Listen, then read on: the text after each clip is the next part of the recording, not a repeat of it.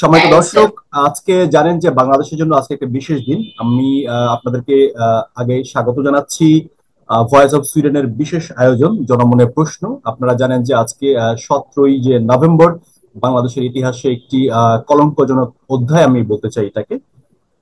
আপনারা নিশ্চয়ই জানেন যে আজকে 2024 সালে বাংলাদেশে যে ঘটে যাওয়া ঘটনা, সেই ঘটনার উপরে বাংলাদেশের সাবেক প্রধানমন্ত্রী জননেত্রী শেখ হাসিনার বিরুদ্ধে যে মামলা দায়ের করা হয় এবং সেই মামলায় অনেকটাই সাজানোই ছিল। পূর্বে থেকে আমরা অনেক আলোচনা করেছি। সেই মামলার আজকে একটি রায় প্রদান করা হয়েছে এবং সেই রায়ের উপরে তাৎক্ষণিক আমরা প্রতিক্রিয়া জানার জন্য আমরা আমন্ত্রণ জানিয়েছিলাম আওয়ামী লীগের যুগ্ম সাধারণ সম্পাদক এবং সাবেক মন্ত্রী ডক্টর হাসান মাহমুদকে। তিনি আমাদেরকে সময় দিয়েছেন। আমরা তার কাছ থেকে আজকের এই যে ঘটনা, মামলার যে রায় হলো, সেই রায়ের প্রতিক্রিয়া সম্পর্কে যদি জানতে চাই ডক্টর হাসান মাহমুদ আপনার কাছ থেকে, তাহলে আপনি কিভাবে শুরুটা করবেন? প্রথমত এটি একটি তো বিচারের নামে নাটক মঞ্চস্থ করা হয়েছে এবং এটি একটি ক্যাঙ্গারু কোর্ট। বেশ কয়েক মাস আগে আহ, জনাব আসিফ নজরুল সাহেব, আইন উপদেষ্টা, যিনি এই আদালতের বিচারকদের নিয়োগদাতা, তিনি প্রকাশ্যে বলেছিলেন যে শেখ হাসিনার অর্থাৎ জননেত্রী শেখ হাসিনার ক্যাপিটাল পানিশমেন্ট হওয়া দরকার। অর্থাৎ সরকারের পক্ষ থেকে আইনমন্ত্রী বলে দিলেন কি রায় হওয়া দরকার এবং তারা সেই রায়টি দেওয়ার জন্য একটি বিচারের নামে একটি প্রহসন করা হয়েছে, একটি নাটক মঞ্চায়ন করা হয়েছে। এর একটি ক্যাঙ্গারু কোর্ট এবং এখানে যারা বিচারক তারা একটি দলের সদস্য, যারা আপনার প্রসিকিউশন টিমে যারা সদস্য, চিফ প্রসিকিউটর সহ তারাও একটি রাজনৈতিক দলের সদস্য এবং যিনি ডিফেন্স লয়ার হিসাবে রাষ্ট্র কর্তৃক নিযুক্ত ছিলেন জননেত্রী শেখ হাসিনার পক্ষে, তিনি একই রাজনৈতিক দলের সদস্য। আজকে আমি সোশ্যাল মিডিয়াতে ভেরি কেয়ারফুলি ডিফেন্স লয়ারের বক্তব্য শুনছিলাম। ওনার মুখচ্ছবি, ওনার হাসি বলছিল উনি রায়ে খুব খুশি, যদি বা উনি বলছেন যে রায়টা অন্যরকম হতে পারত। তো আসলে এটি বিচারের নামে একটি প্রহসন করা হয়েছে। এই ধরনের বিচার আগে বিভিন্ন সময় এর একটি রাজনৈতিক বিচার, আসলে এটা একটি প্রতিহিংসা চরিতার্থ করার জন্য একটি বিচারের নামে প্রহসন করা হয়েছে। আপনাদের মনে আছে আগরতলা ষড়যন্ত্র মামলায়ও জাতির পিতা বঙ্গবন্ধু শেখ মুজিবুর রহমান অর্থাৎ জননেত্রী শেখ হাসিনার পিতা, আমাদের জাতির পিতা বঙ্গবন্ধু শেখ মুজিবুর রহমানের বিরুদ্ধে মৃত্যুদণ্ডের রায় দেওয়া হয়েছিল এবং সেই রায় জনগণ ছুঁড়ে ফেলে দিয়েছিল এবং সেই আদালতের যারা বিচারপতি ছিল তাদেরকে পরে খুব করুণ পরিণতি হয়েছিল তাদের, এবং তাদের অনেককে ঘরবাড়ি ছেড়ে পালাতে হয়েছিল। এমনকি পরবর্তীতে আইয়ুব খানের গদিও আপনার ছিল না, আইয়ুব খানকে বিদায় নিতে হয়েছিল। সেই আগরতলা ষড়যন্ত্র মামলার প্রেক্ষিতে যে আন্দোলন তৈরি হয়েছিল তার প্রেক্ষিতে তখন আপনার সরকারকে বিদায় নিতে হয়েছিল এবং বিচারপতিদেরও যে পরিণতি হয়েছিল সেটি আপনাদের সবার জানা আছে। একইভাবে 1971 সালে জাতির পিতা বঙ্গবন্ধু শেখ মুজিবুর রহমানকে আহ আপনার পাকিস্তানের কারাগারে তার বিরুদ্ধে রায় দেওয়া হয়েছিল, মৃত্যুদণ্ডের রায়। বঙ্গবন্ধু বীরের বেশে বাংলাদেশে ফেরত এসেছিলেন, সে রায়ও টিকে নাই।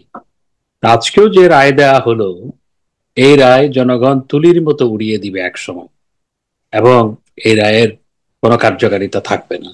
সুতরাং এটি একটি প্রতিহিংসামূলক বিচার, প্রতিহিংসামূলক রায় এবং বিচারের নামে একটি নাটক মঞ্চায়ন করা হয়েছে। সেই নাটকেরই চূড়ান্ত পর্ব ছিল আজকে রায় ঘোষণা, সেটি আজকে করা হয়েছে, এছাড়া অন্য কোনো কিছু নয়। রায়ের প্রতিক্রিয়ায় অনেকে অনেক বক্তব্য দিয়েছে, কিন্তু একটা বক্তব্য আমি আপনার দৃষ্টি আকর্ষণ করাতে চাই। সেটা হচ্ছে যে নতুন যে রাজনৈতিক দল গড়ে উঠেছে, জাতীয় নাগরিক পার্টি, এটার যিনি প্রধান আহ্বায়ক নাহিদ ইসলাম, তিনি বলেছেন যে 1 বছরের মধ্যে শেখ হাসিনাকে দেশে ফিরিয়ে আনতে হবে এবং এই রায়ের কার্যকর করতে হবে। তার এই বক্তব্যের উপর আমি আপনার প্রতিক্রিয়া যদি জানতে চাই।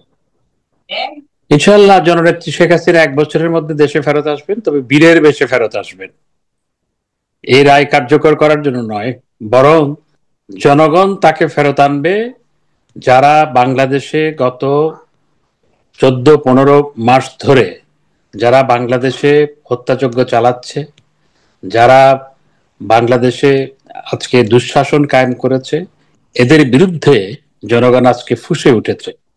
জনগণ জননেত্রী শেখ হাসিনাকে বীরের বেশে ফিরিয়ে আনবে ইনশাআল্লাহ 1 বছরের মধ্যে। সেটি আমরা প্রত্যাশা করি ইনশাআল্লাহ।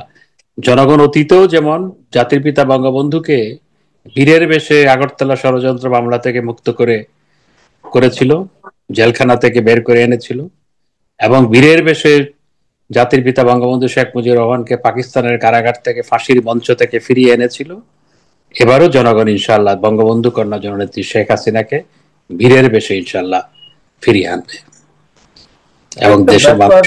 আরেকটা ব্যাপার দেখলাম যে এর আগে অন্তত আনুষ্ঠানিকভাবে দুইবার আমাদের বাংলাদেশের স্বাধীনতার যে আতুর ঘর বলা হয় ধানমন্ডি 32 নম্বর, সেই 32 নম্বরে দুইবার তারা আনুষ্ঠানিকভাবে হামলা চালিয়েছে এবং সেখান থেকে তারা নানা রকম স্লোগানও দিয়েছে এবং লন্ডনে তারা সেটাকে জানানো দিয়েছে যে আহ লন্ডনের যিনি বিএনপির যিনি ভারপ্রাপ্ত চেয়ারম্যান তাকে উদ্দেশ্য করে বলেছে উনি জানেন কিনা যে 32 নম্বর তারা দখল নিয়েছে, ভেঙে দিয়েছে। আজকেও যখন আদালতের রায় ঘোষণা হচ্ছিল তখনও সেই 32 নম্বরে হামলা চালানোর জন্য কিছু উৎসুক জনতা, বিশেষ করে ছাত্র নামধারী যারা, তারা আবারও বুলডোজার নিয়ে হামলা চালানোর চেষ্টা করছে। এই বারবার এখন তো এটা একটা পোড়া মাটির প্রাচীর বলা যেতে পারে, তারা এটাকে পুড়িয়ে দিয়েছে, এখানে ইট বালু সিমেন্ট সুরকি ছাড়া তো আর কিছু নেই, এখানে সব ধ্বংস করে দিয়েছে। তারপরে এখানে ভয় কোথায় বা তাদের আগ্রহটা কেন 32 নম্বর নিয়ে এত বেশি? আমারও সেটি প্রশ্ন যে 32 নম্বর একটি ভাঙা বাড়ি, একটি পোড়া বাড়ি, এখন এই পোড়া বাড়িকেও তারা ভয় পায়। আর আজকে যাদেরকে কোনো কোনো আমি সামাজিক যোগাযোগ মাধ্যম বা কোনো কোনো মিডিয়া বলছে ছাত্র, এরা কেউ ছাত্র না, হয়তো 2-1 ছেটে ফোটা ছাত্র ছিল, বেশিরভাগই বিশেষ বিশেষ বিশেষ রাজনৈতিক দলের সদস্য, সুতরাং এরা কেউ ছাত্র না। এবং আজকে পুলিশ এবং সেনাবাহিনীর ভূমিকা প্রশংসনীয়, তারা আজকে যে ভূমিকা রেখেছে সেটি প্রশংসনীয়। এতে এটিই প্রমাণিত হয় ফেব্রুয়ারি মাসে যখন 32 নম্বর ভাঙা হয় তখন পুলিশ এবং সেনাবাহিনী চাইলে তখনও সেটি প্রতিরোধ করতে পারত এবং সেটি তারা করা উচিত ছিল, যেটি তারা তখন করে নাই, আজকে যেটি করেছে। তো আজকে যেভাবে সেখানে সবাই গিয়ে সেই ভাঙা বাড়ির উপর আক্রমণ করার চেষ্টা করেছে, এতে এটি প্রমাণিত হয় যে বঙ্গবন্ধুর যেখান থেকে স্বাধীনতার ঘোষণা দেওয়া হয়েছিল, যেখান থেকে স্বাধীনতা সংগ্রাম পরিচালিত হয়েছিল, যেখান থেকে স্বাধীনতা যুদ্ধের ঘোষণা দেওয়া হয়েছিল, স্বাধীনতা ঘোষণা দেওয়া হয়েছিল, সেই বাড়িটি উপর তাদের এত আক্রোশ কেন? এতে প্রমাণিত হয় এরা সবাই স্বাধীনতা বিরোধী। যারা সেখানে গেছে তারা সবাই স্বাধীনতা বিরোধী, যারা স্বাধীনতা চায়নি। বঙ্গবন্ধু কেন সেখান থেকে আমাদের স্বাধীনতা সংগ্রাম পরিচালনা করলো, কেন স্বাধীনতার ঘোষণা দিল, সেই জন্যই তারা সেটার উপর এত আক্রোশ। এবং একই সাথে এই ভাঙ্গা বাড়িটিও তাদের কাছে আতঙ্কের বিষয় হয়ে দাঁড়িয়েছে, এটি প্রমাণিত হয় সেখানে যেহেতু তারা বারবার যায়। তবে আজকে আইন শৃঙ্খলা বাহিনীর এবং সেনাবাহিনীর ভূমিকা প্রশংসনীয়। ধন্যবাদ। জি, আপনাকে অসংখ্য ধন্যবাদ ডক্টর হাসান মামুন আমাদেরকে সময় দেওয়ার জন্য। এবং আমি দর্শকদের উদ্দেশ্যে বলতে চাই আজকের এই দিনটি ইতিহাসের নিশ্চয়ই লিপিবদ্ধ থাকবে, কিন্তু সেটা পুনরায় আবার পুনরাবৃত্তি কেমন হবে, সেটা রিয়াকশন কেমন হবে, সেটার জন্য আমরা অপেক্ষা করব। জনমনে যে প্রশ্ন ছিল সেখান থেকে আমরা যারা চেষ্টা করেছি। সম্মানিত দর্শক, আপনাদেরকে অসংখ্য ধন্যবাদ। নিশ্চয়ই আমরা সুদিনের অপেক্ষায় আছি।